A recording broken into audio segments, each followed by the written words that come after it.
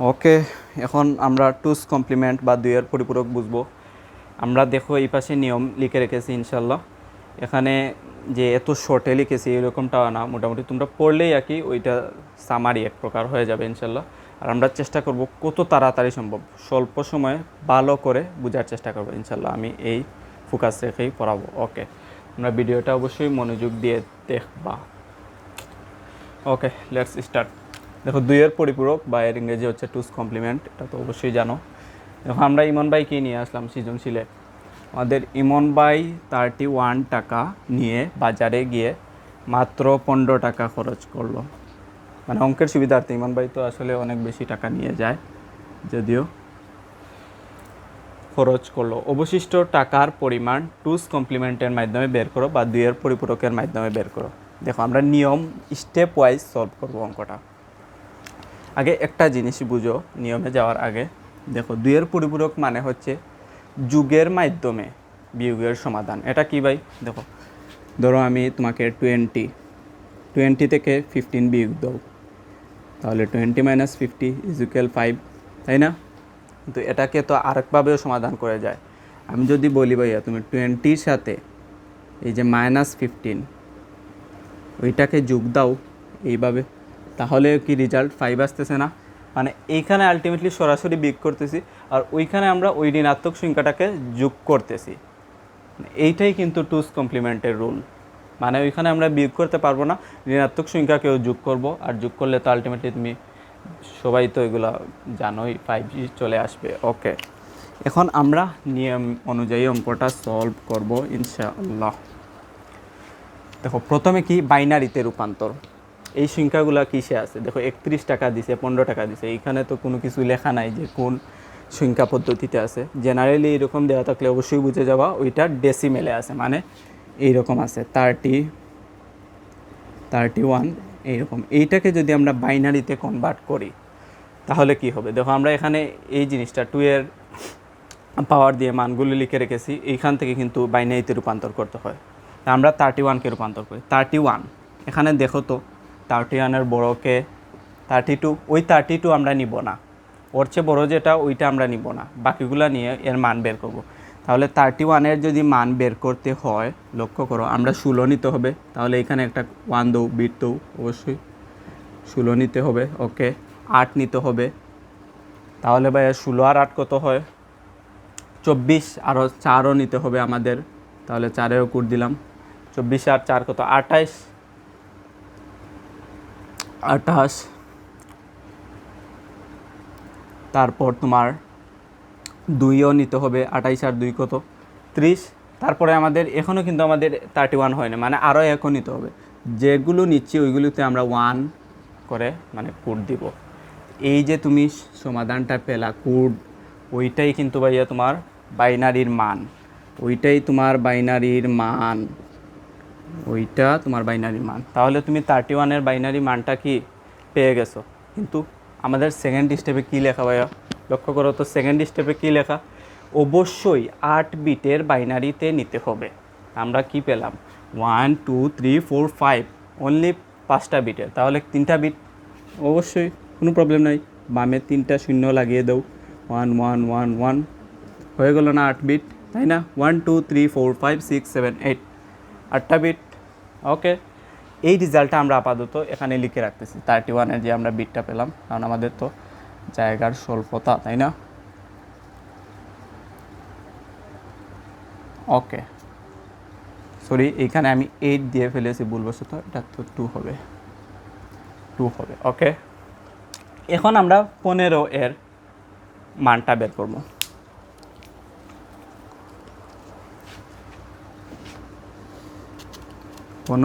এর মান বের করব, বাইনারি মান। দেখো 15-এর বাইনারি মান কি হবে? 15। জেনারেলি নাম্বার ডেসিমেলেই থাকবে, যেহেতু এখানে কোনো কিছু দেওয়া নাই। ওকে, 15 দেখো ভাইয়া 15-এর চেয়ে বড়কে এই জায়গায় এই কোডের মধ্যে এখানে বড়কে 16, ওই 16 নিবা না, ডান পাশ থেকে নাও।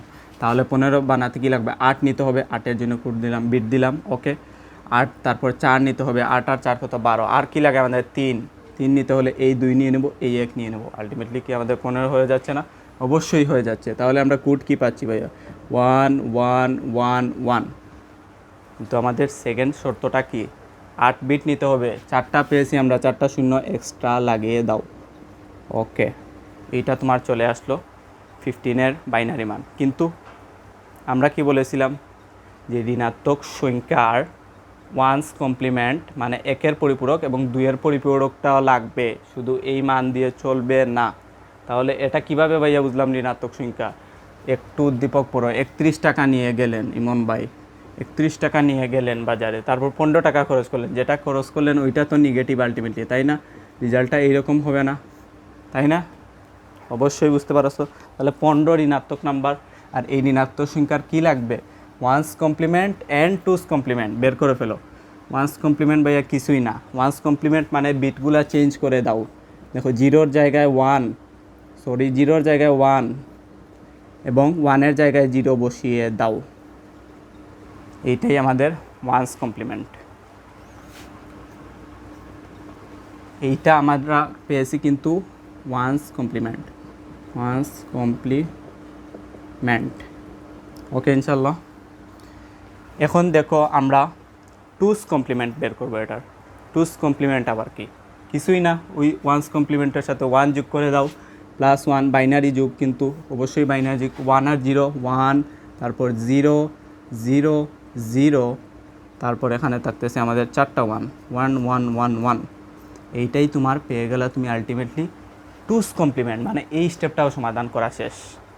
তাহলে আমরা 15-10-এর আলটিমেটলি এই যে মানটা পেয়েছো এটা হচ্ছে -15-এর মান, মানে 15 থেকে আমরা চলে গেছি দুইটা ওয়ান্স কমপ্লিমেন্ট এবং টুস কমপ্লিমেন্ট করার মাধ্যমে আমরা এই ভ্যালুটা কিন্তু পেয়ে গেছি, এই ভ্যালুটা পেয়ে গেছি।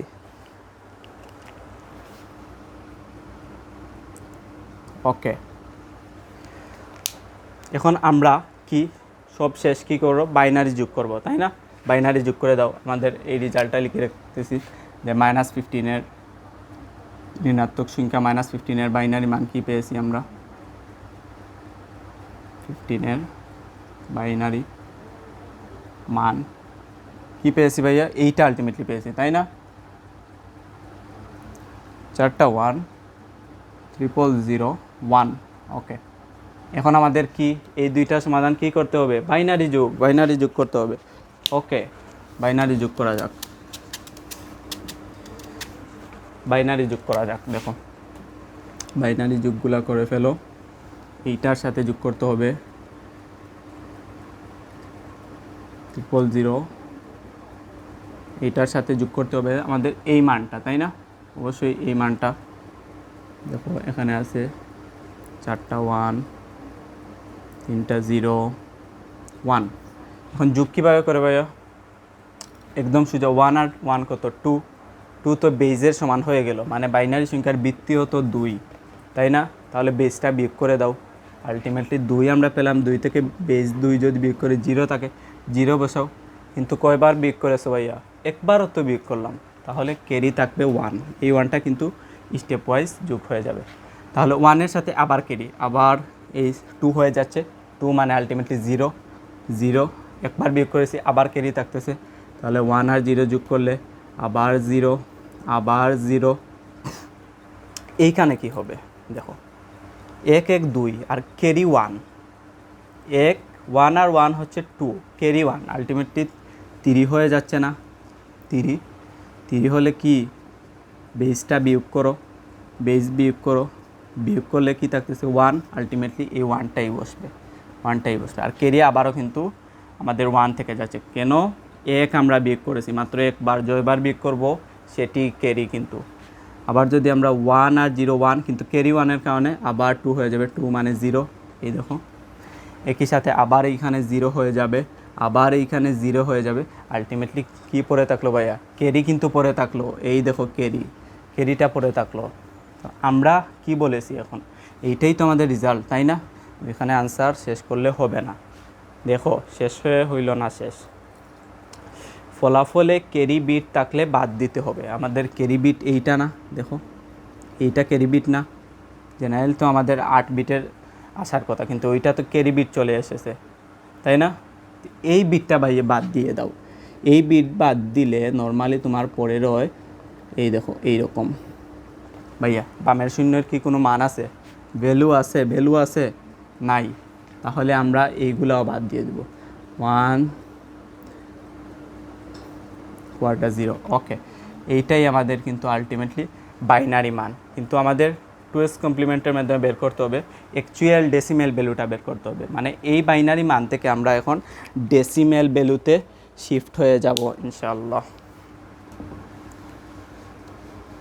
এই যে আনসারটা পেলাম সবশেষে, ওইটাকে আমরা ডেসিমেল ভ্যালুতে শিফট করে ফেলব।